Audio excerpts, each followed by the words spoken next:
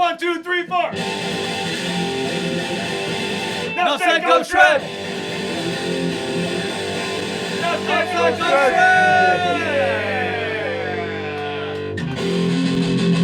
Just a good old boys, never meaning no harm. It's all you ever saw. Been in trouble with the law since the devil was born. Thinking their way, the only way they know how.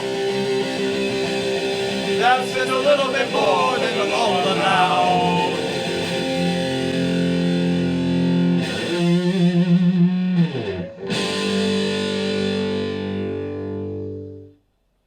That was for all the Waylon Jennings fans out there. Probably the most popular mainstream Waylon Jennings song, I think, too. Dukes of Hazzard. Yeah, exactly. Dukes of Hazzard. What's shaking, everybody? This is Shred Central. I'm Jimbo Jack, and what we do here at Shred Central is we discuss a unique relationship between skateboarding and music. And when I say that, let's face it, man, skateboarding supports music like no other industry out there.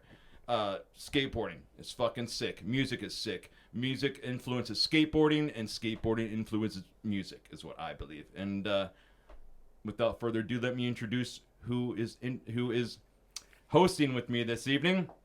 Everybody's favorite know-it-all. Put your hands together for Big Diamond Louie.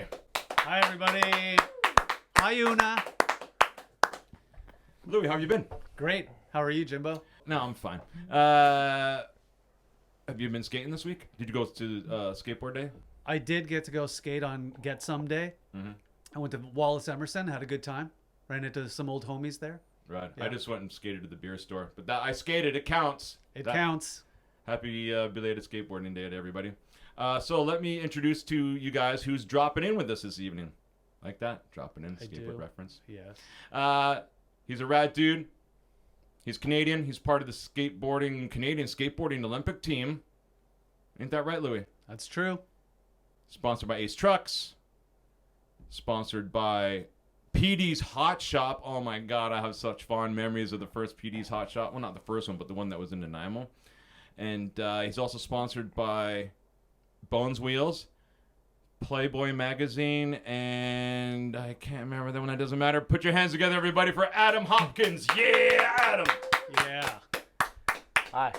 Hi. Thanks for having me. Hey, you're welcome, dude. What have you been? Usually this is the part where I ask people, where have they been skating? What are they up to? But I know what you've been up to. You most recently you went and skated 7 Nations contest or event. Yeah. Tell us a little bit more about that, because I didn't even know it was happening at all. Like when I saw the amazing obstacles there and the native decor and obstacles. Why don't you tell us a little bit more about that thing there?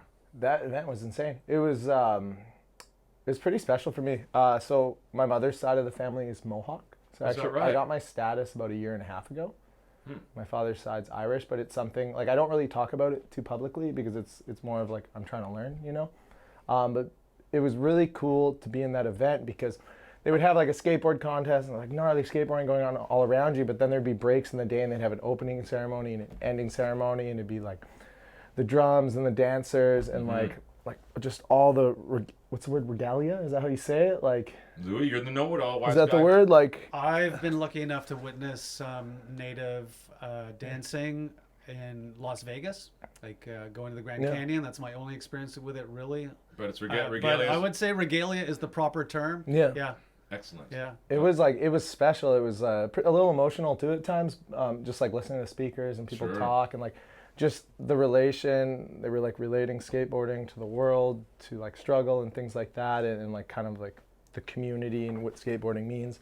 But it was, the event was fantastic. I had so much fun, and then it was just a whole nother side of culture that I felt like very humbled and honored to be sitting there, because if history had its way, those people wouldn't be here still to pursue that culture and to represent themselves like that. And that's like a very heavy thing about living in Canada. And it was a little emotional for me to sit there and like witness this dancing happening and the talking and see this culture like standing strong. Like, it was pretty special. Yeah, it's such a tragic such a tragic piece of Canadian history that I hope at some point that it can be properly recognized and resolved to some degree. I don't know what that is, but Yeah, it's amazing that you got to be a part of it and that people got to see it. Was Alex Chalmers was skating? Was he skating in that thing? Chalmers. Yeah. There's a name Yeah. I haven't heard in a while. I know. When I saw him, I was like, that guy looks like Chalmers. It really is Chalmers. I didn't know he owns the company Pylon. Does he own Pylon skateboards? I believe he has some ownership in it. I know he's doing team stuff with it as well, and then he also has a pro model on there as well. Okay. Amazing. Yeah, I've only just learned about Pylon. No, it was Andy Anderson there as well? Yeah, Andy was there. So it's crazy because Andy skated. So they had the street contest, but it wasn't just a street contest. Like you could skate the mini ramp and skate the street and the wall. So they called it the all-terrain contest. So they had the all-terrain contest. Andy killed it. I think he was sitting on podium. And then they had the mini chin contest. So they had a mini ramp contest specifically as well. But then there was also the freestyle contest. So Andy podiums in the all-terrain contest, and he's like, I'm not going to skate the mini ramp contest. I'm going to focus on freestyle. Then he wins the freestyle contest. And then I think there was an award for just like all around. And then he won that as well. Mm-hmm. But he would have annihilated that mini ramp contest as well. That ramp was so much fun. And then, I don't know, Seb's from Ontario, I believe, right? Like he's from out here, yeah. His mom, I think, is currently in Montreal. Don't quote me on that, and don't hate Seb. Now, when you say the mini chin ramp, is that the mini chin ramp that's a replica of the one that they had at the Richmond skate park back in the day, Kevin Harris's park? What they did, though, and like Seb's like ramp master. Like he's the guy, like in Vancouver, you want to get a ramp built, you get Seb to build your ramp. So they took the mini chin, which was about 4 feet. So, you're skating a 4-foot ramp, you're doing airs, things like that. Like it's real quick in those transitions, and they put the ramp up to 6 feet. So they took the mini chin and they beefed it up a little bit. Oh, okay. It was really fun. I skated the original one at Richmond, and it was difficult. There was like this kind of, the transition was so tight because there'd be like one part of it where there was no coping, and it's just kind of like it kind of rolled up to it. Yeah. And then to the wall, the transition was so tight. Speaking of the wall, I saw footage of you doing a 50-50 on the top of that. It almost looks like a spine because there's like no ceiling for the wall to go to, so you kind of front side 50-50'd it. And if you like see that clip too, like there's one I did in practice the day before, but like the actual one in the contest, like I was on this side, like I was on the right side, and then I rolled over to the other side, and the whole upper part of my body, like I'm like this hanging over, like I'm like. Was it dual coping? No, it was like I don't know what you call it. Like it's like a big square. Yeah, it's like 2 pieces of angle iron, but they're not welded together. But it's like a single piece, like 2 pieces of big angle iron. It creates like it's like, I don't know, not like an I-beam. I don't know the construction terminology for it, but it's like a metal cap sitting on top that's like probably 6 inches across or something. Sounds gnarly either way. So you're only, not only you've been doing that, you're skating all over the place. You have a vert. You just recently posted a vert ramp company that you have, correct? Yeah. And remind everybody what the name of your company is called. So it's Ramp Time Productions. So we live in a world where real estate, land, things are very expensive. We also live in a world where the skate park process is democratized, but the skill set is not. There are far more people that have been skating for, say, 3 years than 32 years, 20 years, things like that. Vancouver skateboard history, Richmond Skate Ranch, Expo 86, the Sealand Bowl contest, the Clubhouse, Artiat Skate Ranch, like Colin McKay, Sluggo, like there was such like this deep, rich transition history in Vancouver that like happened, and it produced a lot of those skaters. And then the Hastings Bowl generation, and like for when I was a kid, it was like Josh Even, Alex Chalmers, all that stuff, but like the vert sort of disappeared. The street was reigning supreme. Mm-hmm. And people are scared of vert. Vert's gnarly, Vert's, but there's nothing wrong with throwing on some knee pads and learning how to pop airs. And, we got little Mikey right now. He's 8 years old. There's Faye out here. Like, Jeez. The kids are adapting. So we had built, out at Mike Hasty's farm years ago, we had built a 9-foot vert ramp. You mean Hippie Mike?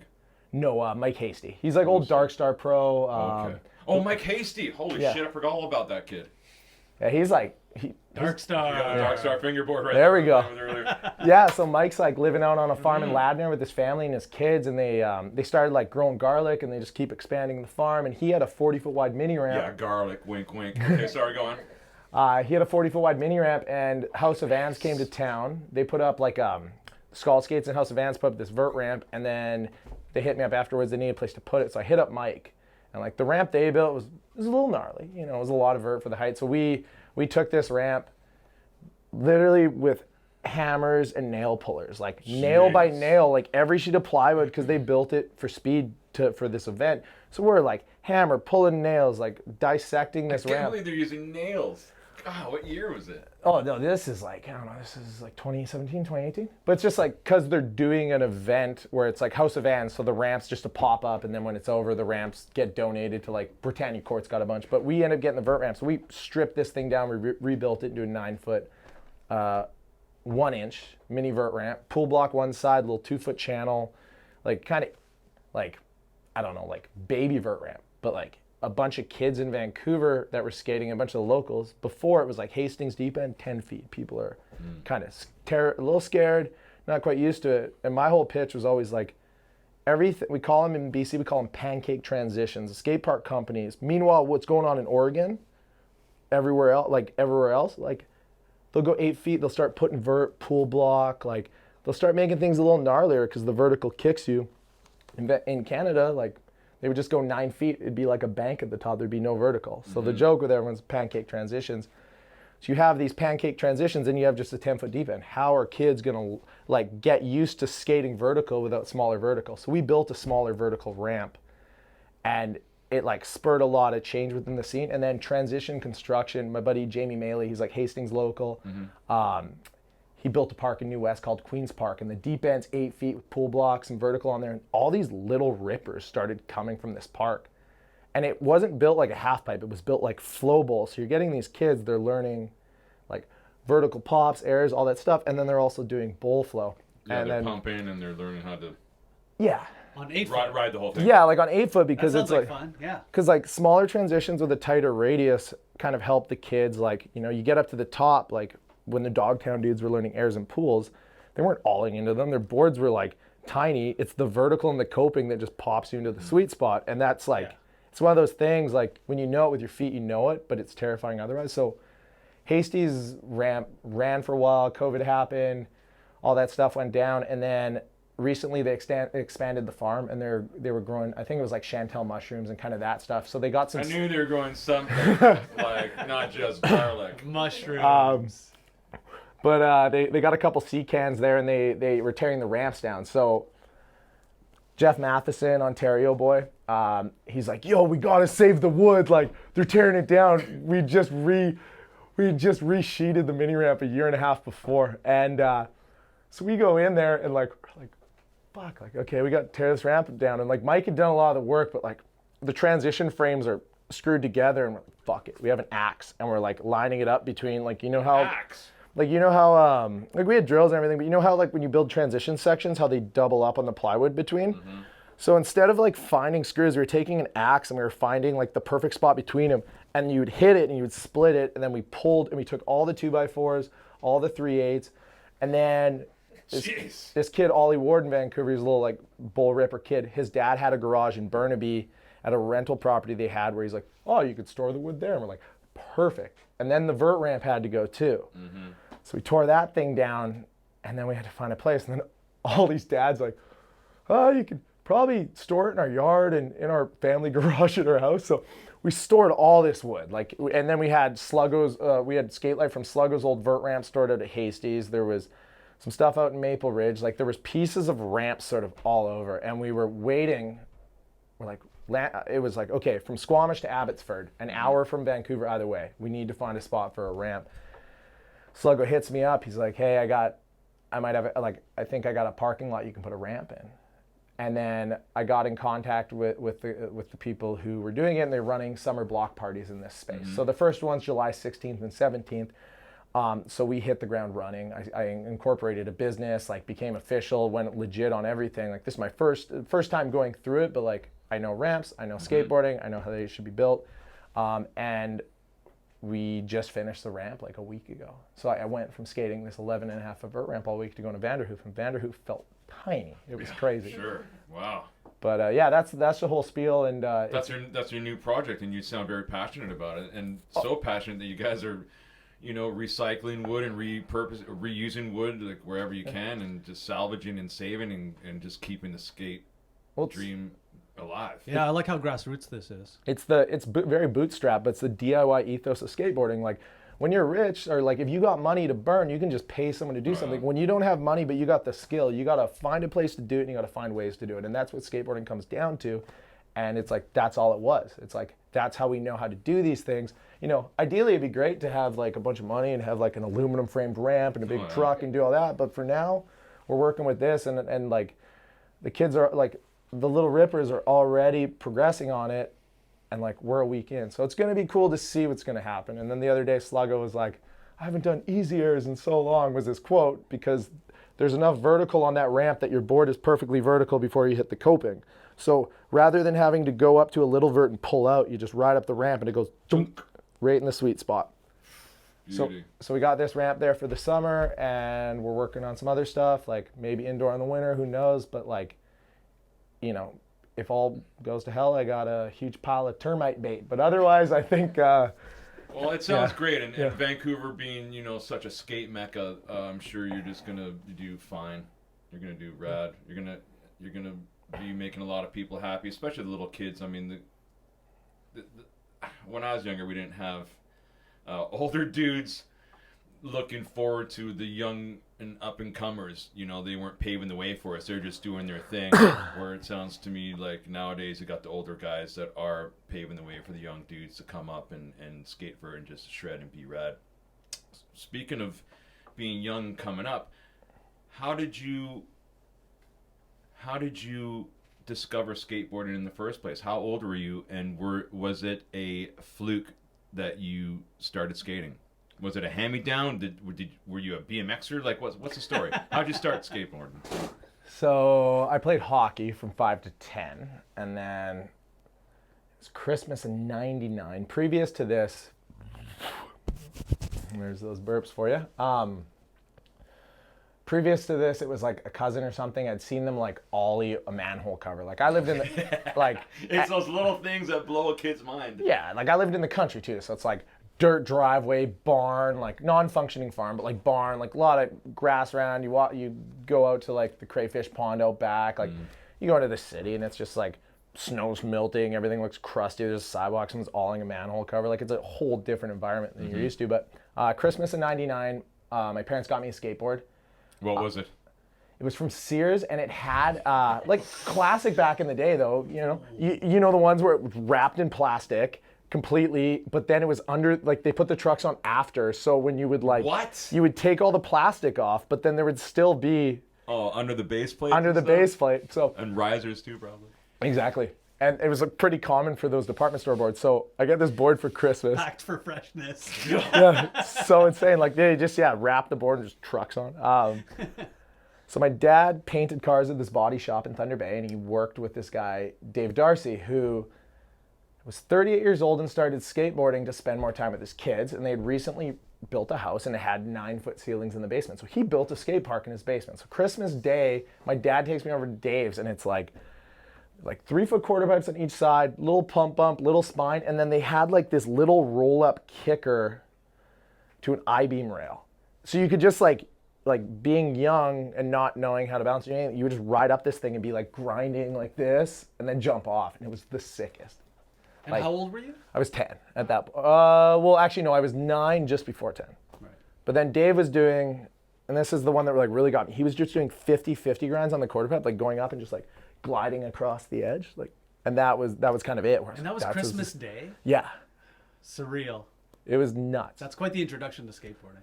Yeah, and it was his son Cody, rest in peace, like started skating with him a lot, and we used to skate there like a lot in the winter. You had a barn ramp, is that? Yeah, so same guy, Dave. Mm-hmm. The barn ramp came a little later, but same guy, Dave, had built a 3.5-foot, 4-foot mini ramp, gave it to my dad or sold it to my dad or whatever, and we put that in the driveway. Eventually, I lived in an old like country house, so the basement was rock walls and dirt. So my dad like gridded it out in the basement, dug the dirt down like 8 inches or whatever, and then sat the ramp in there. Like if I went there now and that ramp was still there, like my head, like this much of my body would be in the rafters. So we did that, and I had that ramp and like skated that a bunch. The town had, like Thunder Bay had these, Third and High Skate Park, there was like 2 skate light spine ramps. I think like Terminator or like, what was it? Taisto was the guy's name at the time. He's like lived in Montreal, could do McTwist, could switch back Smith a ledge, like. Marc Tisson? Different guy. Like, I don't know anything about this guy. It was just always a legend. Because you're in Thunder Bay. You're so isolated in the middle of Canada. Sure. Like, everybody leaves. But you would always hear legends of, like, the people who, like, what they did and this and that. So, like, you're a kid. Like Paul Schaefer? Paul Schaefer. So funny story is... Not a skater, but please continue. Community Auditorium in Thunder Bay. There is... So, it is on... The address is 1 Paul Schaefer Drive. There's no other building on that street. Oh it is just Paul Schaefer Drive in front of the community auditorium, and there is that. But the vert ramp, it started with like the loft of my barn because we had like Your barn ramp is a vert ramp. yeah, like I was some kid. I don't know where this came from. I think it was just there was a 6-foot mini ramp in Thunder Bay with a spine. They originally was plywood and get slivers all in my butt cheeks and down my legs and everything slamming like old plywood ramps. But then they put skate light on it, and I had knee pads. I threw knee pads on. I learned how to do frontside airs. Like I couldn't kick flip. I like couldn't do a proper Smith grind, but I could just crank frontside airs. So I was like, That's just the beginning, man. I was stoked. I was That's like, all I you need. know, I'd like Get it watch going. skate videos and like instead of like hitting the vert button and skipping the parts, like I was looking for the vert parts or skate mags. Like I was like looking for like concrete transition, vert ramps, like any of that So stuff. it was a big barn to have the vert in there, yeah? Or did you have to cut out some pieces of the rafters in there to fit the fucker? Exactly. So originally it was like going to be this ramp that was like 8 feet tall with like 2 feet of vert or something crazy. We knew nothing about it. Like, and then that guy Taisto happened to be in town. And I think I might have talked to Jamie Aron once when he was visiting. He's like old BMX pro, like from Thunder Bay, won a bunch of X Games. Jamie Aron. Jamie Aron. Yeah. He lived at Shred Central for a couple months. What a coincidence. Yeah, I know him. Crazy. Yeah, small world. Yeah. The barn ramp. I too had a barn ramp, but it was not inside the barn. It was on the outside. I saw that photo there. Yeah, there it is. There, we had it on the outside. It was 2 mini ramps. In love an the L vert shape, wall. and we had underneath was a little clubhouse. Yeah. And I remember the day that Carlos Longo came, like Ooh. out of the blue, out of nowhere. There was this guy named Dale Klein that had punk shows in his garage. Yeah. It was a tiny garage, like where they worked on cars, but they squeezed this vert ramp in there, and the ceiling, like you could stand on the top of the vert ramp, and like your head would almost touch, like while you're standing on your board.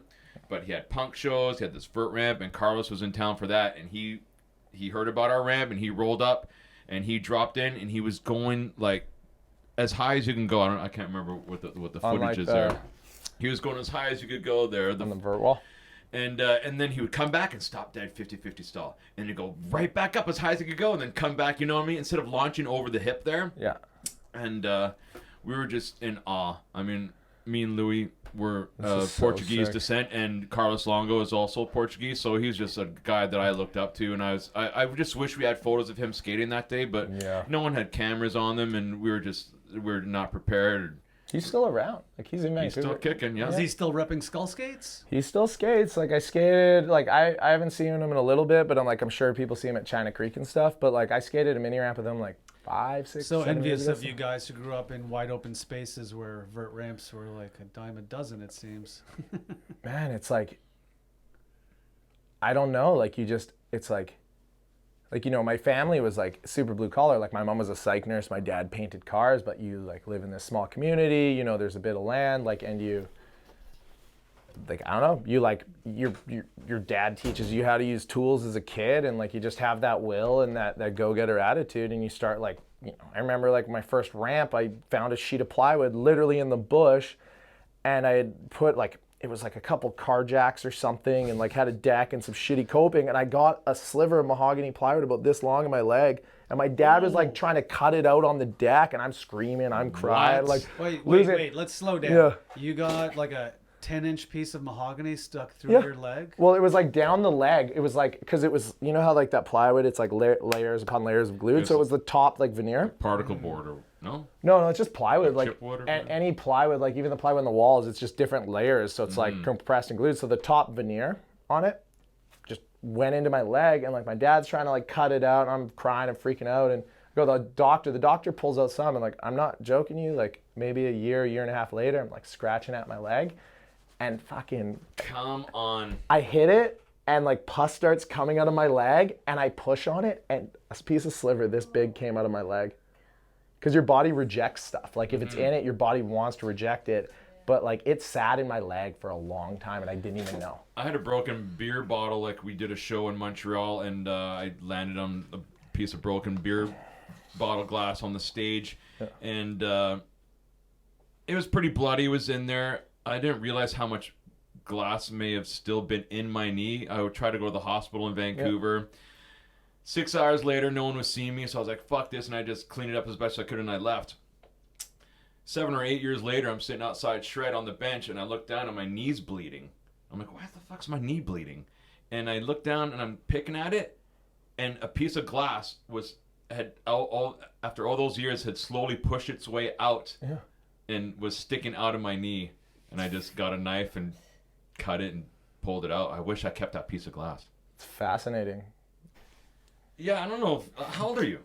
I'm 32. Oh, you've got plenty more rolling to go, bro. I'm doing fine. Just my body hurts sometimes, but you stretch more. Remember back in the day when you were a skateboarder, and if you stretch, people were like, "What the hell are you doing? You don't do that. You just show up cold and jump off a 12." I wish someone told me to do stretching back in the day. I saw a thing with Tony Hawk, and he has never stretched and does not stretch to this day.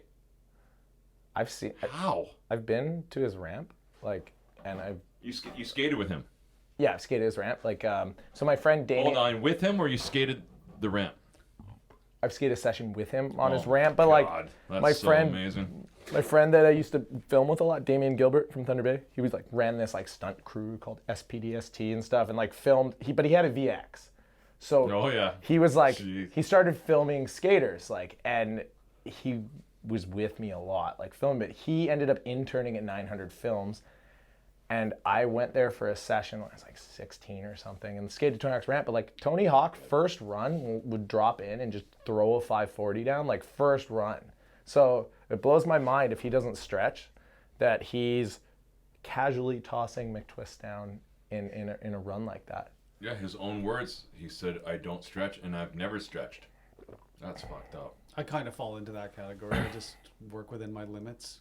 I stretch now, man, and I'm so glad I do. I just wish I'd learned, someone had told me 20 years ago that, you know, if you're going to be doing such damage to your body, at least stretch, bro. Yeah. Let me ask you this question here, Adam Hopkins. When did you discover your own taste in music? What was the first band you were stoked on? The first like band I was stoked on, like, honestly, I think band or song, because when I was a kid, my parents were cranking ABBA in the car stereo, and you know, my exposure to music was pretty limited when I was younger. And when I first heard Motorhead and shit, you know, I was just like, where has this been all my life? It started with skate videos. Like, I have a funny, embarrassing story I'll tell you in a second, but it was like Misled Youth was like my first video, Skate Canada 6. There was on video, but Zero video. Yeah, like that introduced me like Slayer, Black Sabbath, all that. But like I became a really big like Minor Threat fan early on through skateboarding. But there was the school I went to in grade 7. I like switched schools from the country, went to a city school. I was like, I'd sneak out at lunch and go hang out at the fountain and go skate. That's where all the punkers hung out. And there was this one guy. Fucking Minor Threat on cue. It's a great song.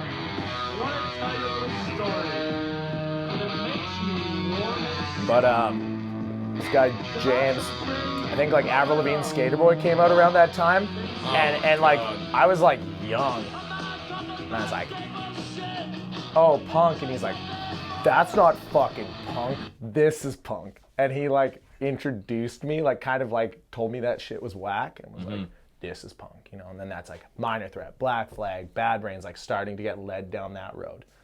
Wicked.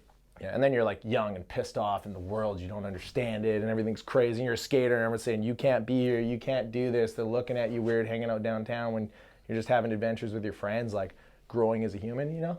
So it's like, all that stuff spoke to me a lot as a kid. That's wicked. That's amazing. Some kids, like today, unfortunately, it just, they're just bombarded by such mediocre or just plain old awful music, or, you know, one boy band and girl band after the other. They're unable to experience or recognize decent music for the life of them. Yeah. Sorry, kids. Fucking shitty, right? You also have a screen in front of you all the time, so it's like back in the day, like say you had a Minor Threat shirt and I was like in grade 7 or 8 and I saw you and I was like, you know, it's the same thing with people talking about old worn out skate shoes, but now it's like someone goes on a phone and they're like, oh, like Minor Threat's hot this week. Like they don't go to the record shop, source it out, listen to the album, pick songs, like be about it. It's very like fashion, so you buy in, you use it, you wear it, and then it's like it's gone the next week.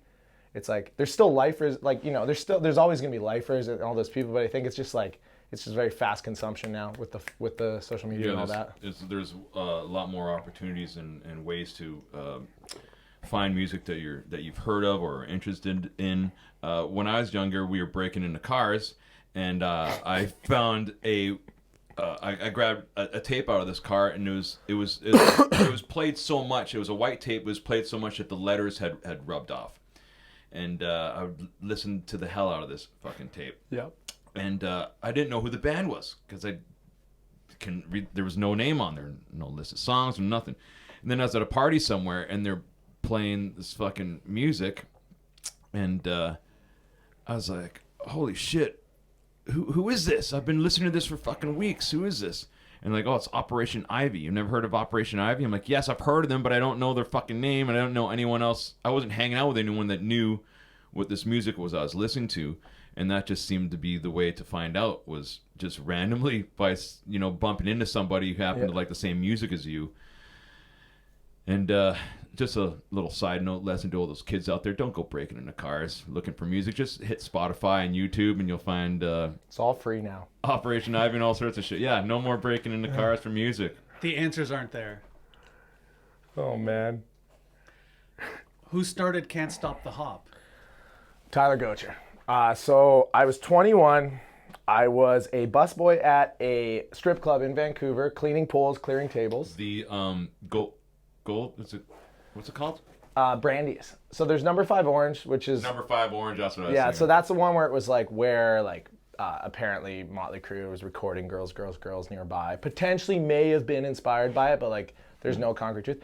Brandy's was like the high-end strip club. That's where Ben Affleck had that situation where he like cheated on J-Lo or whatever, and all that stuff blew up. I know nothing about pop celebrity culture. I didn't know that either, so thank you for filling me in on fucking J-Lo and what's his fuck's love life. Please continue. Yeah, I was working at this like high-end gentleman's club, cleaning poles, clearing tables. I cleared a table for Alice Cooper and Rob Zombie one time, and Alice Cooper looked at me and he goes, "Thank you." And then in the back of my mind, I'm Wayne's World, like, we're not worthy, you know, full of that. So Vans Park Series comes to town first year. I'm like local guy in the contest, and I look up in the stands, and it's like Doyle and Tyler and like just all the homies, and they have these signs that just "Can't Stop the Hop."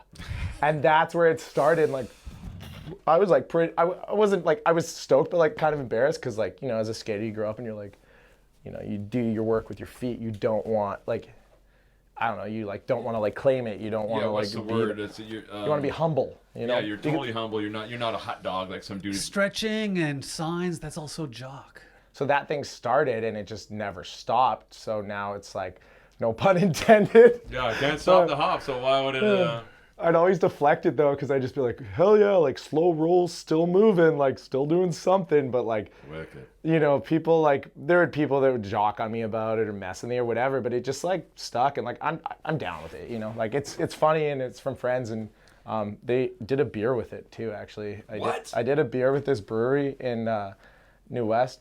It was man, that's sick. And it was called Can't Stop the Hops, and it was a triple IPA. It was 10.3%, so it was basically, whoa. It was like 2.5 beers in a can, and like it would knock you on your ass. That's malt liquor. Yeah. That sounds like it would stop any hops or hop. It was like a crazy opportunity. That's where I kind of like owned it. And I was like, this is kind of kooky, but like I'm doing a beer. Like that's sick. Like, I don't know. You're on another level. You're on the Olympic team. Well, your exposure's really through the roof, I'd say. So I'm on like national team. So that's like, you can't like, the only way you say Olympic team is like if you actually go to the Olympics. Okay. Like I was close within the qualifications. Nationals happened, it bumped me down. And then a bunch of other countries had nationals again. Like you were allowed to do two. Right. Canada was unable to do a second national due to COVID. If I had placed first instead of second in our nationals, I would have been in a better point space, whatever. And then due to, it's a bunch of contest BS and whatever. Like you can nerd out on it and learn, but like I don't want to sit here and tell people about contest stuff. Like no one wants to hear about it. No, let's talk about you traveling. You get around a lot. Yes, you were in Spicewood, Texas. Yes. I went to a Jack's reunion in Spicewood, and they had bands there, and at King's. Pardon me? At King's? Yeah. Doug King. Doug King, and they have a thing there every year called King Fest. Yeah.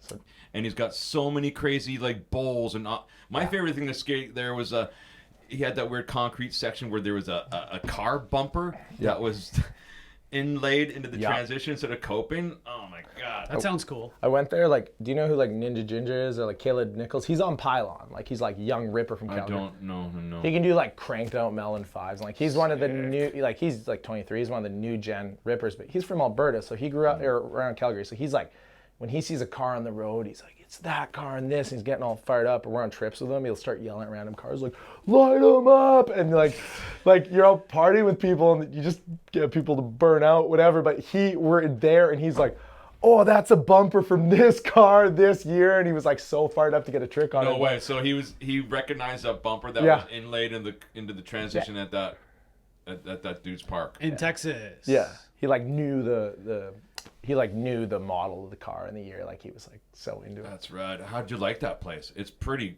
fucking sick there, right? It was insane. Like, so. And how did you even get invited there? I mean, I went there because of the reunion, and I figured he was buddies with the guy who was hosting us, Wes Jack Bingham. Yeah. He's on the team, and he goes there every year. But like, how did you guys get hooked up with Spicewood? I reached out via Instagram. Oh yeah, that's all it takes these days, eh? Yeah. Good job. We were like, what had happened was we were gonna do like a trip with like the national team to like California for like a week and a half, and it's just like I kind of was on the call, and I, like saw numbers a little bit of like how much it costs to like use like the official training facility and all that stuff. It's like, you know, I've always been backpack, skateboard, Greyhound bus kind of guy. I was like, why don't we take that money and go somewhere for a month that's cheaper? End up in Texas. Yeah. So I hit him up. He said roll by. So we rolled up, skated all day. That's a special place though. You know, it's like he used to build.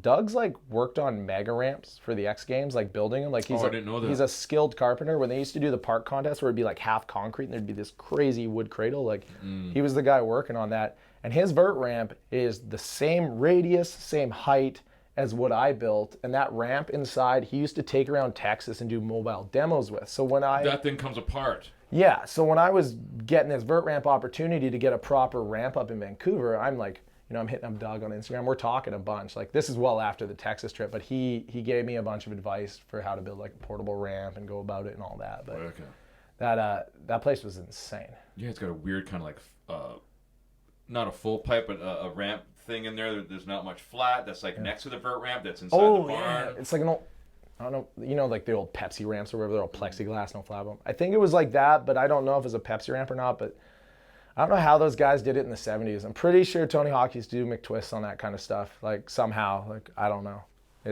He's got so many things to skate at his place, man. Like oh jeez, I wish I could have skated more, but one of the dudes there had some microdot LSD, and I got pretty fucked up. And, in Texas? And Spicewood is the community, the town, I think. Spicewood is called, right? Yeah, and he has a thing called King Fest there, and it's pretty rad. A lot of punk rock, a lot of skateboarding, and there's a gang of roller skaters that were there too. Roller skate's popping right now. I like roller skaters because they don't wax the coping. you know, like yeah, like as opposed to like the rollerbladers. yeah. Rollerbladers wax coping, and it's like, oh, it's so slick, it's so sketchy. We're hauling ass, but roller skaters, like, they got my thumbs up, you know. Do they like, grind? I don't remember seeing roller skaters grind when they're riding these ramps. I just kind of see them going back and forth or catching air, or they got that weird kind of crab. Oh, and stance it's with called their- parallel. I found out. parallel. Yeah, when you ride parallel, so your That feet are out makes like sense. this. Because a guy at Delmar back in the 80s used to do McTwists, and apparently that's where Mike McGill apparently was inspired for the McTwist was from a roller skater because he was riding parallel doing 540s. That makes complete sense. Something like Skateboard that. Madness, 1979. Remember that video? I do, but Fred, I it don't was remember. Fred something. I don't remember. I wasn't doing even born roller yet, skates. but it was Fred something. There's a lot of roller skating in that movie I from don't remember the them doing late 540s. 70s. Oh yeah, totally. That makes There's- total sense because, like, as if McGill, no offense to McGill, but as if he's sitting there going, you know, he must have seen someone do that maneuver for it to trigger in his brain that maybe I could do that on a skateboard.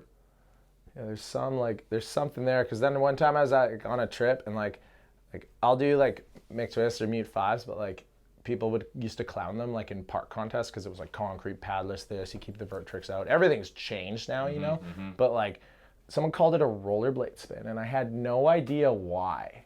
Rollerblade But spin. they were like from Southern California.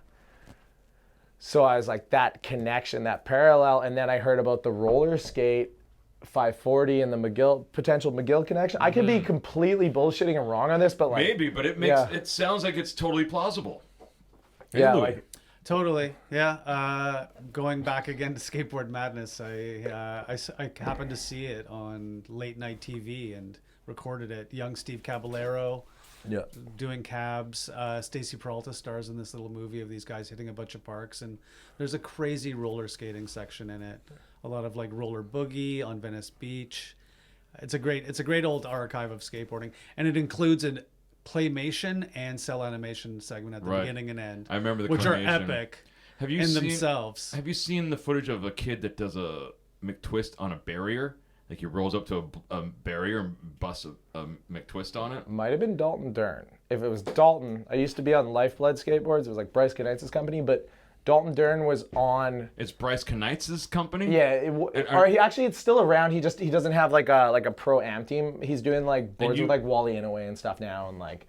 Do you ride for life? I did. You did. Yeah, they kind of stopped doing like the pro team thing. Like Kevin Kowalski, Cody Lockwood, like a bunch of those dudes were on Lifeblood, and Cody's so crazy good, man. Oh my god. yeah. Honestly, I was going. Does he live at Burnside or something? Because like he looks like he just handles that place and he owns it.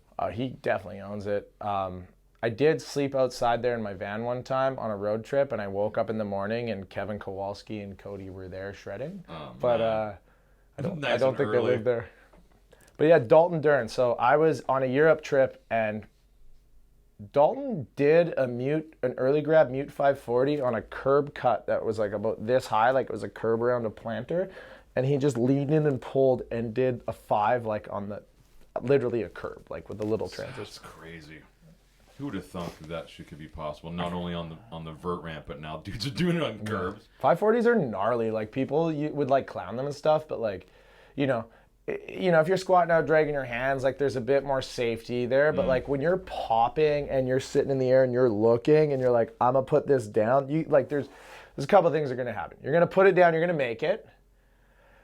You're gonna put it down and you're gonna smash back your head into the concrete. Basically, like you over rotate on that trick, like really easy. That trick is really gnarly. Like I've had them and then I lose them. Like right now I've lost them, but like we'll see if I can put one down this weekend or whatever. But Can you tell us about your first 540?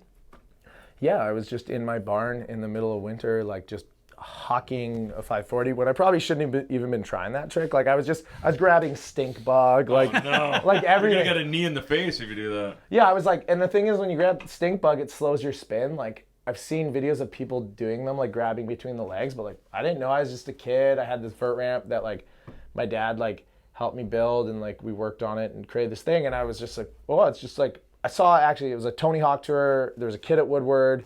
They had the ramp to the Resi, and he learned how to make twist in a day or something on that. And I was like, oh, like I guess you could just learn this trick. So I done it, or I was trying it. I posted video or something to like the concrete powder message board because Oh my God, concrete powder. I was a kid in the country. I had no connection to the skateboard world, and I was in Thunder Bay, which if you look at a map, it's center Canada, 18-hour drive from here, 6-hour drive from Winnipeg. There's no outside influence, especially in those days. So I'm like, reach out, and I get like an email from Sluggo being like, hey, like, that's like rad, you're skating vert. Like, he pumped me up. He got me so stoked. He sent me a bunch of photos of like Tuckney, told me how to do it, and then I went out there and I was all just trying, and I sat on my leg and I spiral fractured my leg and like broke both bones and like, Jeez. yeah, broke both bones, tore a bunch of ligaments, did this whole thing, and like, it's like my first real skateboarding injury. And then I think I scared Rob a little bit maybe, but we still skate together and he's the best, you know. He's like, he just kills it. Like, he's so good at everything he does, and he's disciplined and dedicated, and like he sets his mind to it, and it's super inspiring to be around that guy. Well, you seem to be super focused and professional with your skateboarding, like in the way like Andy Mack is. And I don't mean that in a way to slag you. I mean that in a way that you're not a fuck up. Like, you're not one of these dudes that has this talent and is so good at skateboarding, but you kind of piss it away, or you're fucked up on drugs, or whatever the case may be. Like, It's just no choice. Like, because it was like, I'm gonna move across the country at 18, like just pack up all my shit and go and be like, I want to go skateboard. I love skateboarding. This is what I want to do at that time. And like, you know, it's led me into like bartending and starting a business and like doing a little bit of like they call it coaching now, but I just like to say skate lessons and stuff like that. But like, it's led me all these different paths, carpentry skills, trade skills, all that stuff. But I just wanted to skate. So it's like, I moved there from Thunder Bay. It's like I can go party with my friends on the weekend and have a good time, but like, there's work and reward. I enjoy the work more than the reward a lot of the times. Like, I want to go skate. Like, my buzz is from skating. Like, I also have ADHD, which like I realized in my 30s, so that was pretty fun. But like, that's the excitement, that's the adventure. Like, that's what I want to do. I just want to skate. Like, the same way that Faye will like skate all day. Like, that's all I want to do is just like skate, and like get after it and like search out new terrain and like find what's rad and what's cool. Like Doug's spot, for example. But as I get older, you know, it's like dealing with your body. You got to stretch, take care of yourself, blah, blah, blah, blah, blah, all that bullshit. But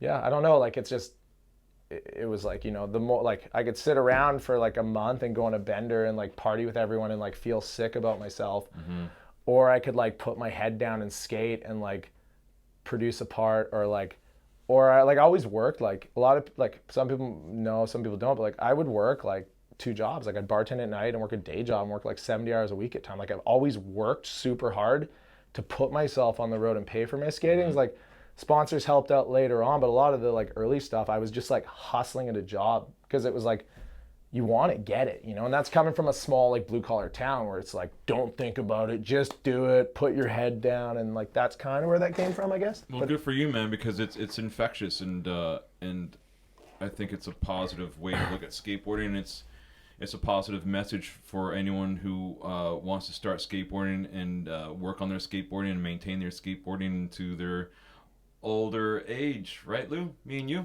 I think a mark of a true skater is someone who always wants to, like you were saying, explore new terrain and thinks about it all the time. And for me, it's like a release too, because it's like it's me time. It's just me in my head doing my thing, you know. Can I quote you on an interview here that I read about you? It says here. They ask you, how important is a good soundtrack for a raging session? And you say, when you see a part where the song works perfectly, it stays in your head forever and can lead you on a lifelong path of musical exploration. Yes.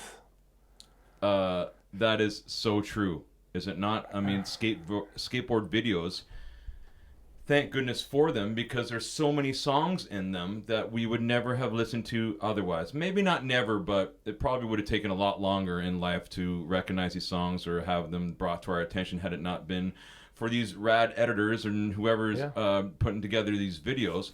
So let me ask you, do you have a memory of a song from a particular video that you found epic and something that got you hella stoked? Yeah, there's like 2 of them, I think, like early on. It was like there was the Jamie Thomas Misled Youth part with Bubba O'Reilly by The Who. And then the one that changed everything. Ooh, this is what you got, okay. That video's so rad. There's a part of him skating that he does that nose manual in Toronto. Yeah. At that ledge. Yes, TD. TD, but it's on the it's on the other side of like what's that road called? Anyway, Richmond?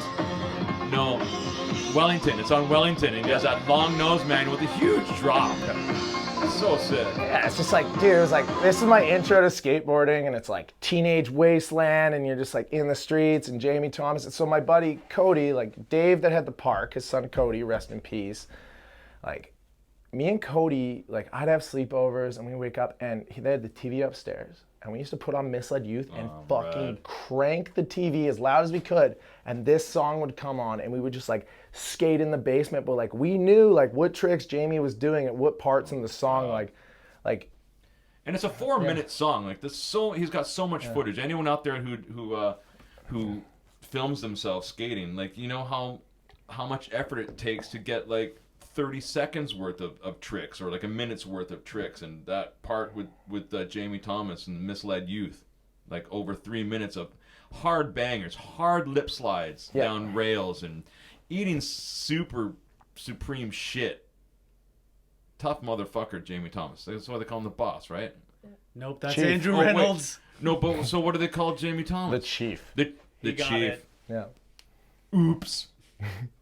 Well, it's a lot of nicknames. Hey, had a great song. The Who's one of my favorite bands. Louis, can you give us a song of a band from a song from a video that you're stoked on? Yeah, I have so many, but one that often comes to mind that gets me really stoked because Chris Markovich skates so fast in What If. Oh, that blind video. Oh yeah. Helicopters by the Grace of God. He Hurricanes Vanderhoof in that video too. I saw the Helicopters play at the El Macombo on Spadina, and I was like, the Helicopters, yeah, it's got the guitar player, he used to play drums for Entombed, that death metal band. And then I go there, and this music's not death metal-y, right? But it's still sick, but I was just kind of blown away. Helicopters, man, super good. And Markovich during that part in Blind, crazy. Didn't they premiere it at the Opera House in Toronto? I don't remember. Yeah. Was it? Crazy good video. Morgan was in that, I think, right? Was Morgan Smith in? If you're thinking of Canadian rippers, Corey Shepard. Yeah, Right. Corey And- Shepard. living in Mexico right now. Yeah, Ghetto artist. Gown wearer, Grant Patterson. Remember the North Park? He was in that blind video? Of course. Yeah, he was. The They had a North Park South Park intro introduction. for him. Yeah. Hey, Jimbo, can you tell us about a song from a skate video that gets you stoked? A song from a skateboard video that gets me stoked. Thank you for asking, Louis, in such a non-scripted way. What song that got me stoked when I watched a skateboard video? It would be a song from the Black Snakes. It happens to be from a Lifeblood video that Adam Hopkins skates in. Guys, is this a, You skated this song. this is a song? Oh, fuck, You yeah. gotta remember. I think it's called Ice Brothers or Brothers on Ice or something, but the band is called Black Snake. Yeah. Fuck. I had like You kind of share that part with some other dude. Josh but- Rodriguez, super Josh gnarly Rodriguez, breaker. yeah. I had like, fuck, I felt like so out of place on that team because I was like, damn, like I'm from Canada, like we skate mini ramps, we don't know how to carve a corner, you know, like whatever, like, and I'm like around Cody and Kevin and all these guys, and I was Cody, like, my you know, God. it really like pushed me to excel at skating, but like that part, I like wanted to. Every skater, you know, it's like, what's the best trip you've been on? It's like the one you haven't done yet, you know, or whatever. Like you always want your next part or your next trip to be like the one, but that was like a really special like time in my life, like being able to skate with those guys all the time and be on those trips. But What year did that video come out? Life. It's. I maybe like, man, I can't remember. Like it was like 20. It was like 20. Like 14, 15, maybe. Sorry, somewhere around there. when did Lifeblood video come out?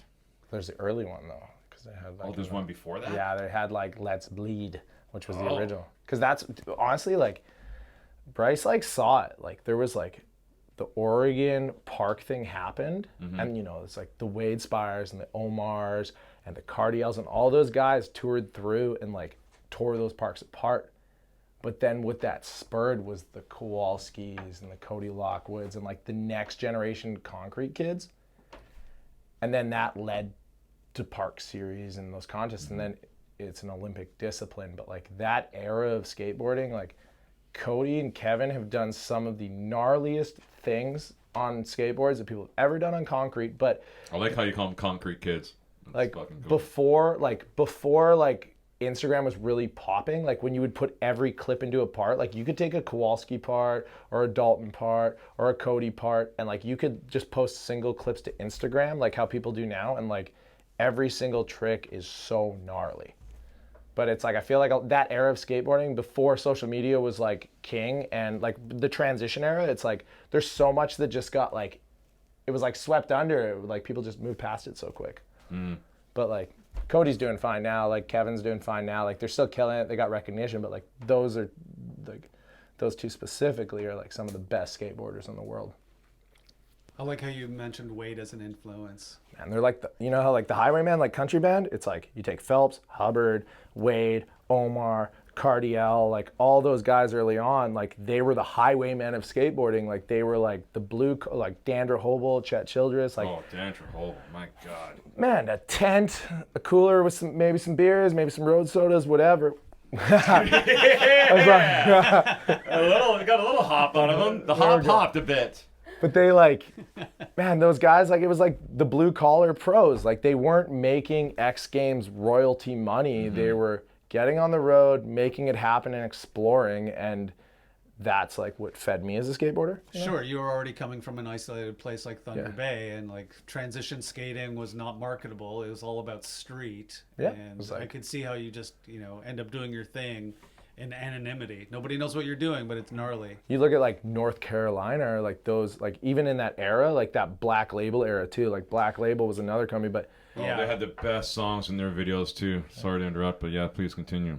No, it's okay. But like just those areas of like scene builders of people that like North Carolina, like the Cedar Crest, like all that stuff. That like there's all these backyard bowls and vert ramps and stuff that got built into like the 2000s, and it's still happening, but it just wasn't marketable in skateboarding at that time.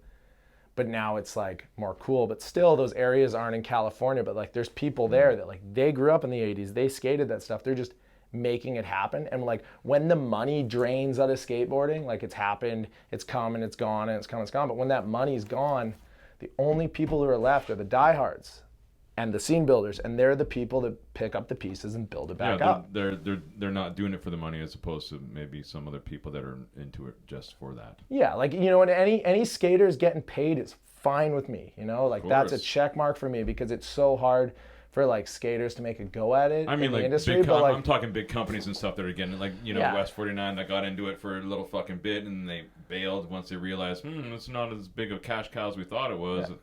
It's so mainstream though, so it's only good for the industry as a whole. You know, yeah. I like the trickle 100%. down. You know, I don't care if kids are wearing Thrasher t-shirts. It's great. No, more parks, more like that's the thing. It's like if a skater's getting paid out of it, that's awesome. If it's like someone who's never stepped on a skateboard in their life and they're not giving back to the skateboarding community, that's more of a problem, because you always need to give back to what you're taking from, and that's like the DIY ethos. Like if you're going to Burnside and you're like trying to film a rap video and you're not giving them $200 for concrete, like sorry, you're a kook. Like, you know, like you, and if you don't know when they tell you that that's how it is, you hook it up, because that's how these communities are built, because people love these things. It's as simple as like the garden in your backyard. You love it, you create it. If everyone starts showing up and pulling out your plants and your fruit and your vegetables and everything, you're building and eating it just because it's there, you got nothing left. Yeah. Like it's so important in skateboarding that like people give back to skateboarding. Like Jimbo Skate Park when it existed. It was 100%. a place where I could hang out. It was my clubhouse.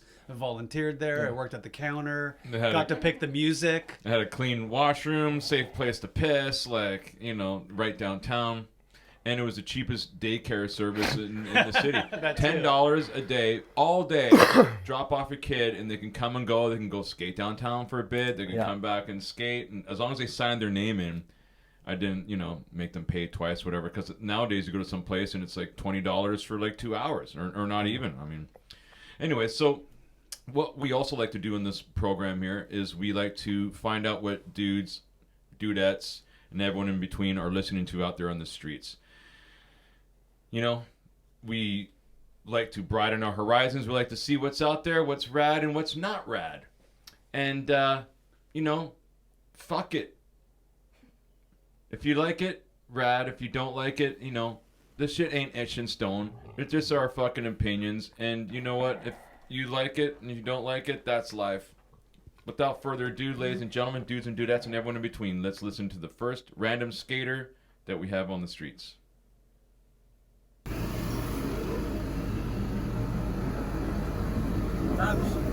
What are you listening to? Time Machine. I was driving by and this guy, it was like 7 in the morning, had a skate, and he's listening to music, and he's listening to Time Machine. These guys are a bunch of DJs, and they do a lot of instrumental music. I would never have known that had this guy not told me about Time Machine. Did you get the kid's name? I did not. This is like good lounge music, like you're out with your friends, like you just want to relax and It's almost like weird 50-50 music if you're skating a little mini ramp or something. Yeah. It's not bad though.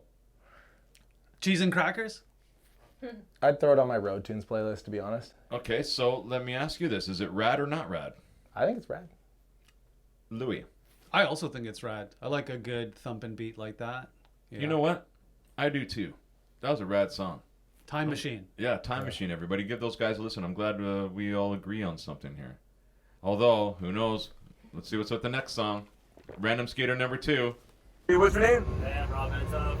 What's up, dude? What are you listening to right now? That song from Angus Fernandez's part. Ooh, skate video or Fully onto a good flat. track. Sick, dude. We're gonna listen to that. It's amazing. Yeah, for sure. Enough said, go shred. Perfect example there. We're trying to listen to music. A lot of the music that we've been exposed to as skateboarders have come from skateboard videos, and lo and behold, this guy's walking down the street, listening to a song that he heard from a video part from Fully Flared. Calexico? Yep. Calexico. Calexico. I don't remember this part, but I remember Fully Flared. A lot of stuff blew up in that skate video. Yeah. Quite literally. Yeah. Names and obstacles and There was sets. a Rare McCrank clip in there too. When it Man, was Rick like, McCrank, Vancouver, BC boy, oh man, representing. he's the best. Have you ever skated with Rick McCrank I or have. Rick Howard?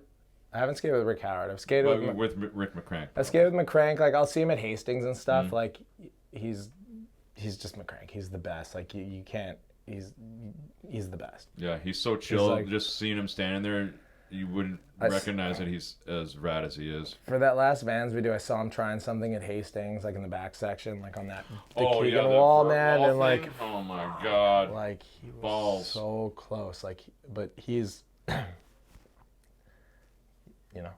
he's McCrank. He's put out so many parts, and he's got that style, and he is amazing. I think he was dealing with like an ankle issue for a while, which we're seeing more of him now, and he's around skating. He's a genuine person. He's a Canadian. I never say Represents well. the term. He's the GOAT.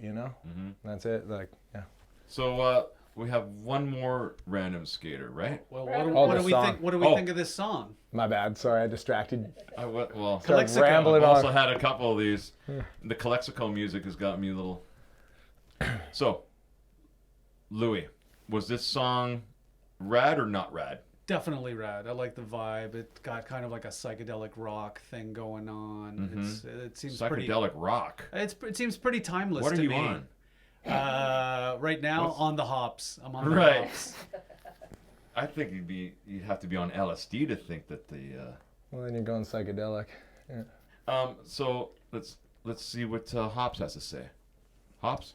I think it's rad. Like I wouldn't, in a skate session, like depends where I'm at mentally in that session. Like warming up, like just cruising, like having a nice summer day, pushing around the streets, like rad.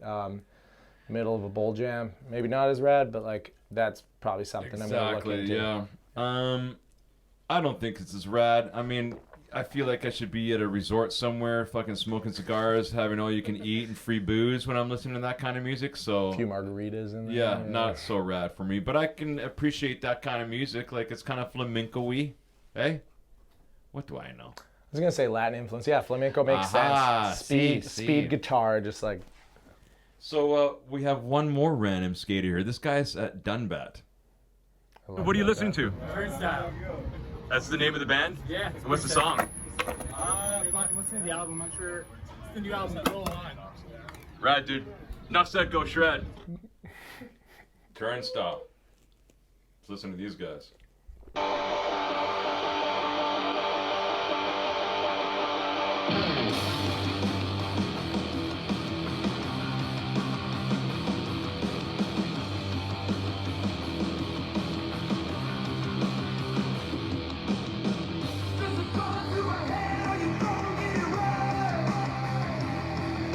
Weezer or something, isn't it? A little bit. It's a little more like sludgy than Weezer, though. A little more garage rocky Yeah, sound. exactly. Like, the vocals are a bit more down. And that guy was skating ledges down there, so that was some. That's some ledge skating music for some of you skaters out there. Curious what else that band has. To be honest, like that's like He says that's the newest record from Turnstile. Turnstile. All right. So Louis, You're starting with me again? I'm looking right at you, bro. I'm looking right back at you. That was pretty rad. Yeah, I'll say it's rad. Mm-hmm. It, yeah. It Hops is it out of rocked. hops. So, hops, what do you say? I'll top up on this brew. I think it's rad. Yeah, honestly, like I always like just more of a drudge. Like I like some stoner metal. I like more of like a drudgy vocal as well. You were saying Weezer, and I was like, yeah, it's like Weezer, but like It's got that a little more raw. The you know? melodic, the melodic, or the harmony, the nice singing. I don't know how else to put it. It's like good vocals, consistent beat mixed with the vocals, but it's not polished to all hell. It's It was got heavy, a little though. more, yeah. It had its heavy qualities. And lo-fi. I like lo-fi. Is that what that is? It's lo-fi. That would be That's like, yeah, that's like a okay. arm of like garage rock. I also like that kind of stuff. Yeah, kind of sleazy or like stoner metal-y. Yeah. But yeah, lo-fi, 4-track, you know, like kids in their garage. That's how that shit started, right? Probably a good show to be at. Yeah. For sure. Good vibe, you know, good energy in the room. I'm sure there's a lot of babes there at that band or that concert, right? I could practically guarantee it. Heavy music for the boys and nice melodic singing for the girls to enjoy. So I personally think that song was rad. Hops, Rad. 1 thumb up from the Hops. 2 thumbs up. Hold on, slow down. I Is there a only got third one 2. down there somewhere? Probably don't want to see that one. Okay, Louis, what do you say? Thumbs up for me too. Big Diamond Louis gives it a thumbs up as well. Rad. Nice. Let's get Hop another beer. Hop is empty. Let's get another beer and move on to the next thing. Oh my god, here we go. We're going to play a fucking game. The game. Yes. Let's move this out of the way. We're going to play ping pong, me and you. So, what we're going to do here is we're going to go to up to 15. But let's go back and forth a couple times to give you a... 15 points, okay. Yeah, 15 points. So we're just going to go get you used to it before we actually start. Some warm up. Yeah, let's do a little quick warm up. What's up with the paddles? This obviously plastic's back, front, okay. You probably want this rubbery end. I'm wondering why this is textured plastic. Is it if you're a ping pong expert, is you're oh, I'm using this side of it for this? What's the purpose? Good question, Mr. Hops. Google, Siri. All right, you ready? Serve Yeah. this motherfucker. Oh man, already? Already I'm shit. Okay, it makes me feel a little bit better. Oh, fuck. Okay, no, you serve again. Oh, that's what it was. Yeah. What the hell was that? There's a joint in the way. Can't even. There's so many stickers you can't even see if there's. That's a variable. Lips are not going well. That's a point for you. Oh, come on. Wait, so do I have to hit it on my side, then your side when I serve it? Yeah, let's get the hang of this. And remember, when you serve, you bounce off your side to the other side, and then it's back and forth. And if it hits your own side, point to the other. Is that how that works? Okay, up to perfect. 15. Okay, so Let's make this happen. we're gonna start here. This is fresh. This is game. it, man. All right. We had a 10-second warm up. Okay, loser buys the pint or what? You got it. All right. Ah, Oh, Shit. point for Jimbo. Thank you, Louis. 2 points for Jimbo.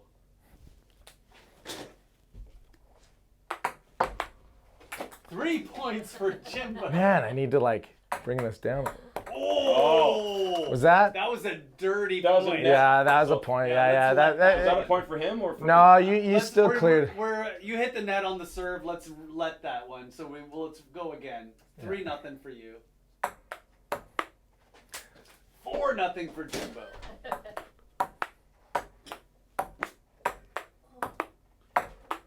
Ah! 4-1.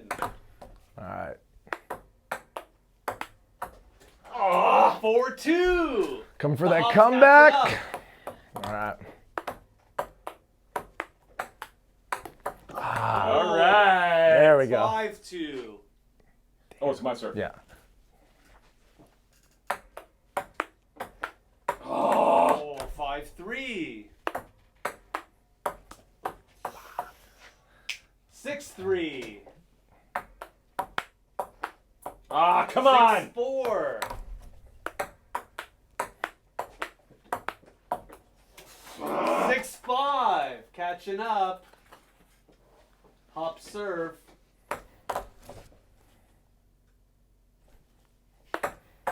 Motherfucker. Oh, tie game. 6-6. Serve to the hop. Oh That man. was quite the. Did you think I was gonna? gonna? Why was you looking over there? And I He wasn't even thinking. bunted. Oh, I was gonna comment something about accuracy in the Great Lakes Brew there. 6-6. I was- It's distracting All tied me. up. Sorry. Oh, that counts. That counts. Counts for me or for him? It went over the net. It There- counts for him. His serve. 7-6 for him. There's gonna be some pinball expert that's gonna straighten this all out in the comments, but I'm taking it. I'll read it. Oh, 8-6 for the hop. Oh! Ah! 8-7. Jimbo's serve. Damn. Ah! Oh, that was a wild one. We're just like 8-8. that was 2 points for you, but you hit it both times. Like Oh, ah. 9-8 for Jimbo and your serve. This is riveting. I can't remember the last time I played. I know, right? Beer It's like- break? Okay. No, I think it's his. It's his break. Yeah. He got the last point there. 9-8 for Jimbo. Oh, 10-8. We're like for hitting him for Jimbo. no reason. I Like guess you're just fucking. You guys are want to crush excited. it here. 10-8 for Jimbo.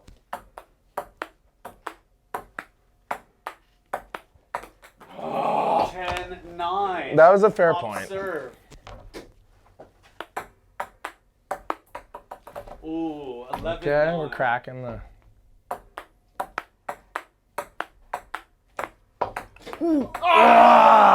Why, God? Why? Priceless. Your serve, 11-10. 12-10. Bad it is. You wanted to. That's the thing. did Like want it strategy versus just energy. Yeah. Like, What is it? What's it? 12 to you, 10 to him, your serve. 13. I'm just giving you at this point. Like 13-10. It's getting tight. Goes to 15, right? It does. You All right. got it. 14-10. You're breaking away. oh man, I'm just ditching everything now. All right, we You ready? did skate all day, so there's that Game excuse. point. Jimbo wins. Sorry, 15-10. I really Oh. wanted that to be like a little bit more climactic, but yeah. Well, that was fun. All right, ladies and gentlemen, that was our Okay, first game. Mike's First game. All right. Can't remember the last time I played ping pong though, so thank you for Switch that. around. Switch around. All right, ladies and gentlemen, dudes and dudettes, and everyone in between. That was a fucking rad little ping pong game we played there. Would you say? What did you say? Would you agree? Indeed. It was hard to keep track of like who was more macho, but it was riveting. It was certainly something. So, what we do here, Adam, every episode is we have a model of the month. It's a skateboard, not a hot rod car or a Lowrider. I was gonna say, anyways, this is our model of the month. So I'm safe commenting. That's good. Look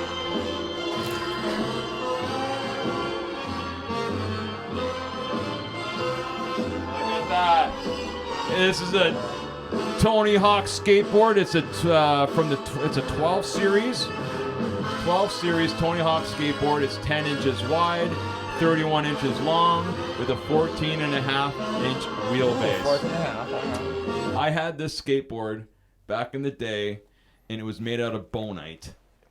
And Tar paper. I broke the tail, and like in this weird, it broke so weird. It went right down the middle here. It broke, and I was out skating downtown with my buddies, and I just ended up focusing the rest of it, and then like not thinking, ended up having to like run alongside of my friends on the way back home because we went downtown to skate.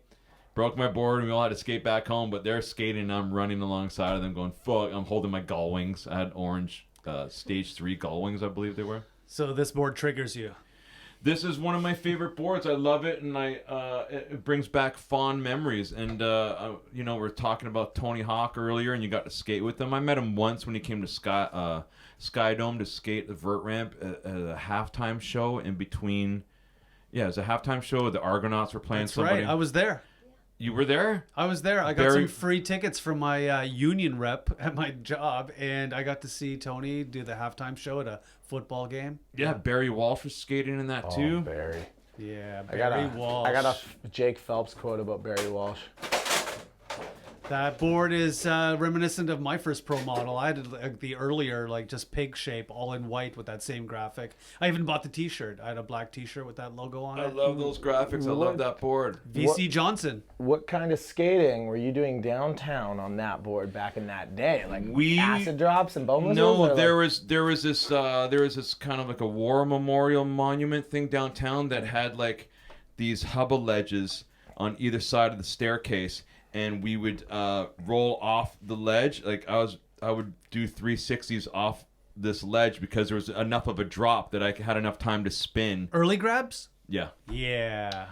This is me in 1988, August 1988, launching over my friends in the same skateboard. Notice the grip tape that I put on the nose for grabbing. Wasn't it called Rip Grip, or did you just have? There wasn't Rip Grip. That was just those were scrap pieces of grip that we got from Pete Dukeman, PD's mom at Skull Skates shop from the trash. One of the Hop sponsors. Mm-hmm. PD's the dude. Yeah, his mom would work behind the counter. She didn't know how to grip boards. Obviously, she was like 60 or something, and we didn't know how to grip boards. And back then, you had to pay for grip to come with your boards. Yeah. And we couldn't afford the grip tape, so she would let us go through the trash and get scraps. Ooh, custom grip. You've seen this? I have seen this. It used to hang at Shred. It's a great shot. So sick. Launching over my bros. I had a launch ramp. There was a random launch ramp. I don't know who put it down there. It was down by the causeway, and it was a nice smooth pavement, and there was like a nice shaded area, like a hill, like a grassy knoll area that you could like chill and lay down at when you weren't fucking skating. And that was probably one of the best times of my life there. I love how it's like, there's like classic newspaper photo, like a photographer being like, can you look at the camera? Like I have one like that too where I'm doing like a melon grab. Oh my God. Beaming where you like look back years later. But I remember doing that twice, 2 or 3 times. One of them I did a hand drag, but he came rolling up saying, who can launch over any, like, can one of you guys jump over the rest of you guys? the plywood edge on that ramp too, like the most jagged thing. Like you guys, Oh, you guys had like a handsaw or hacksaw or something. I don't know who made it. Someone just put it there and we scored the fucking hell out of it. But yeah, it was such a perfect. I don't know what the dimensions were or the angles were, but it would launch you so well. As you can see, I'm just fucking launching over those guys. It was a good time. 1988, man, one of my favorite fucking years. You know these guys still like. all these people in this photo? Like, do you know all them still? The Like, one guy I know, Vaughn, at the very bottom there. Yeah. The other 3 guys are just random skaters that happen to be there. But yeah, that was cool. that early Foundation logo too, like that was probably right because it's the star and the moon. That's probably like Foundation must have been like brand new Todd company. Swank. Yeah, like 1991. vert skater. Todd Swank was a vert skater. Like that era of skate, like that company, like Foundation was probably just starting to.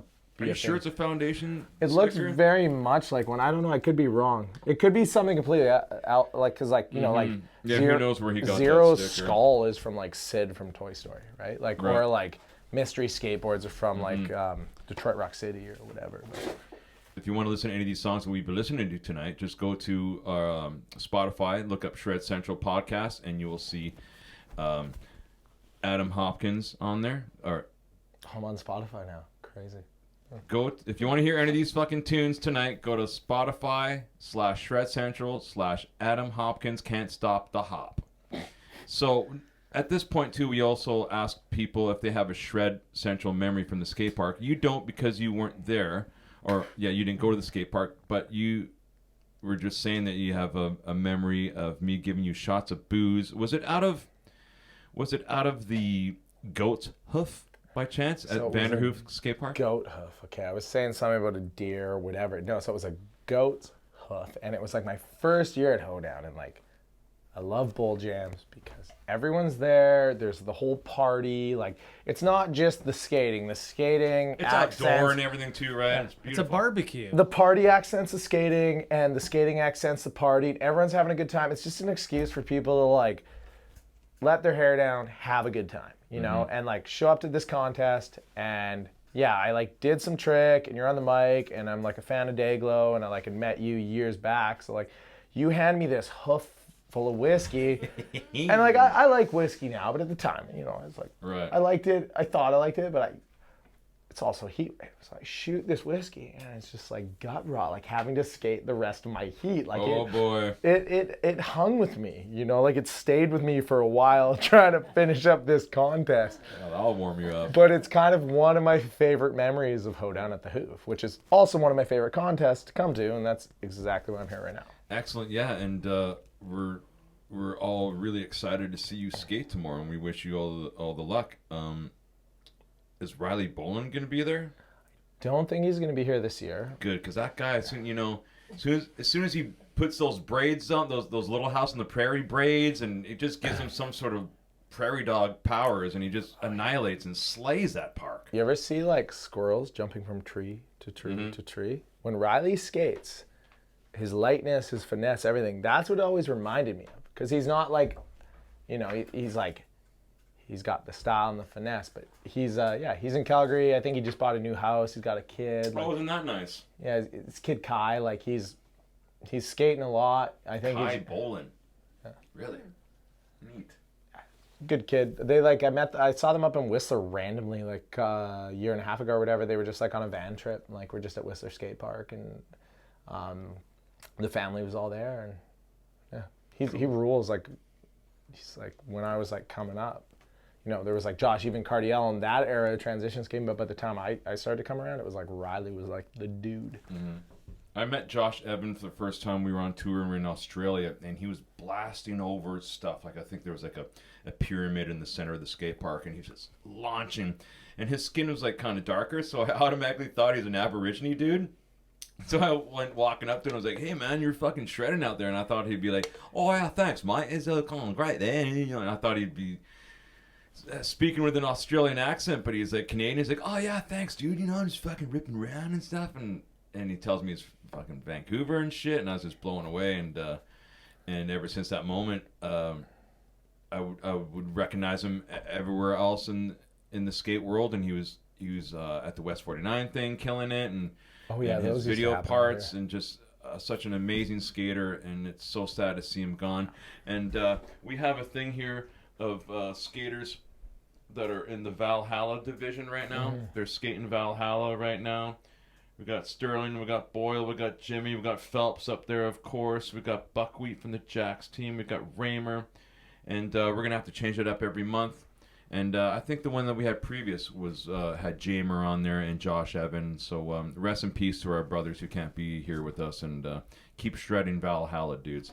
So on that note, I'd like to say a huge thank you to you, Adam Hopkins, for coming here tonight and being a part of this goofy little program that we have for everybody.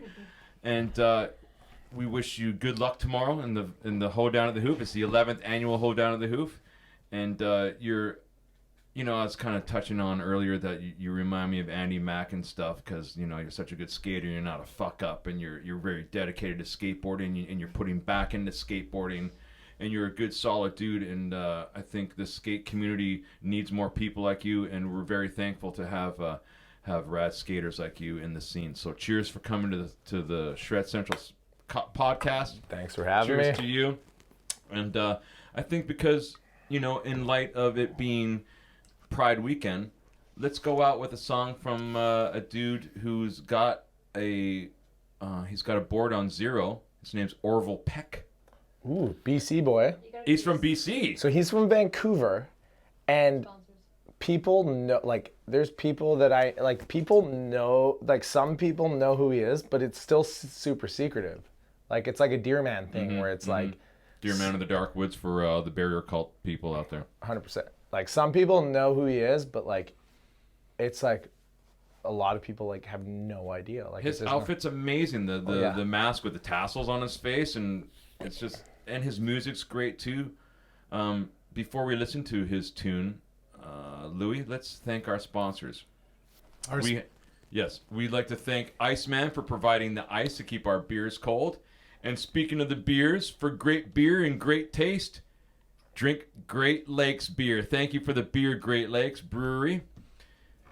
And we have to thank also the Bait Shop for hooking us up with the t-shirts and the stickers. And let me give you a little package here. Oh, hell yeah. Bait Shop had like a mini ramp for a while, right? Yes, like back in the day. So we got a t-shirt in there for you. We got some stickers. We got Thrasher magazine for you. Yeah, there's a Shred shirt. Ooh, rad. There you go. Oh, yep. Anniversary Thrasher. Always love stickers. Yep, Man, do you have the most gigantic sticker box at your house or what? Not as big as my buddy Russ. He's got like drawers upon drawers. But yeah, I mean, look at the table. I'm a sticker nut. Man, I had totes, like... This comes with stickers too, this Thrasher. And on the backside, it's got free stickers in it. Anniversary issue too. I still remember, like, was it like it's issue 500? Like, I'm pretty sure when I started skating, I remember seeing like issue 100 on the newsstands. We got an old Thrasher up there from 1988. I don't remember what issue it is, but we can flick through that after. I was just looking at that November 1988 with the Jax team mentioned on the Jax on the cover. cover. Your Jax team. Correct. Jax team, baby. When's the last time you talked to Timmy Jax? Oh, it's been a while. Last time I saw him, he was on his way to a gun store across the street. We were in Texas. We're in Texas and at a gas station, and I wanted to get something to eat. And he's like, "I'm going to this gun store across the street." And I'm like, "Okay." And we were going to Doug's house in Spicewood, and it started to rain or something. He's like, "Fuck this, I'm not into this." And he went and took the plane and flew back home because it was starting to rain. But it only rained for like a few minutes, so he fucked off and missed the whole rest of the reunion. But this guy, Timmy Jack, is notorious for like party tricks and stuff. So like he like the shock value and shit. So he like to do stuff like stand there and pee in his mouth, stuff like that. I've seen people do that. That's so punk rock. That's why I can't be on that team. Yeah, I guess not. As much as a kid, I thought it'd be the coolest thing. Thank you everybody out there for watching us, and keep enjoying skateboarding and keep enjoying music. Dare to be different. This is Orville Peck. Enough said. Go shred, everybody. Thanks, Adam, for coming. Thanks for having me.